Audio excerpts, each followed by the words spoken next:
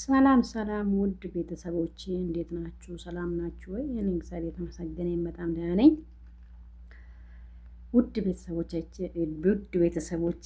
እስቲ ይህን ዩቱብ ሰብስክራይብ፣ ላይክ፣ ሼር እያደረጋችሁ አበረታቱን።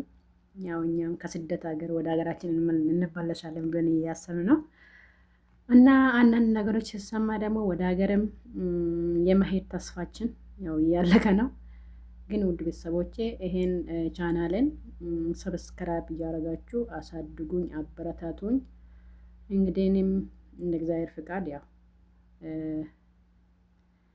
ትንሽ ወራት ነው የቀረኝ ወደ ሀገሬ ለመሄድ።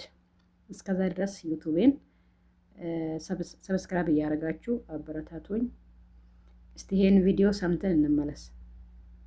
ሌላ ሴም ቲንግ አንድ ወንድሟ ምን አደረገ መሰለሽ? ብር ሲላክላት ስትልክ ቡኩ አለ አይደል? የባንክ ቡኩ ራሱ ነው የሚሞላው። ብሩን ለራሱ ይዞ ገቢ የሆነ ቦታ ላይ 10,000 15,000 እያለ ይልክላታል። አሁን አስገብቼልሽ መጣው እያለ ቡኩን ይልክላታል።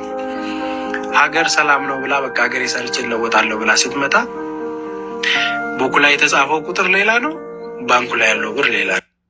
እና ወገን፣ ወንድም፣ እናት የማይታመንበት ዘመን ላይ ያለ ነው እና እግዚአብሔር ለሁላችንም ልቦና ይስጠን እና ፈጣሪ ከሁሉም ከዚህ ነገር ሁሉ እግዚአብሔር ጠብቀን። ሁላችንም ግን በተቻላችሁ መጠን ማለት ነው በቃ የራሳችሁን አካውንት እና የራሳችሁን የባንክ ቁጥር አውጥታችሁ ገና የምትሰድዱት የተሰደዱትንማ ያው ምን እናደርጋለን? ወይም ደግሞ የ2 ዓመት ኮንትራታችሁን ጨርሳችሁ ሄዳችሁ የሚስተካከል በቃ አካውንታችሁን አውጥታችሁ ምን ብላችሁ አስተካክላችሁ ወደዚህ ተመልሳችሁ መስራት እንጂ እዛ 5 ዓመት 6 ዓመት 10 ዓመት 15 ዓመት እየሰራችሁ ገፍታችሁ በቃ ደከመን ብላችሁ ወደ ሀገራችሁ ስትመለሱ ያ ሁሉ ብር የለም ሲባል እንግዲህ ያስቡት። ኧረ በስመ አብ በጣም ይከብዳል። እና ውድ እህቶቼ በቃ ማለት ለራሳችን እናስብ ሁሌ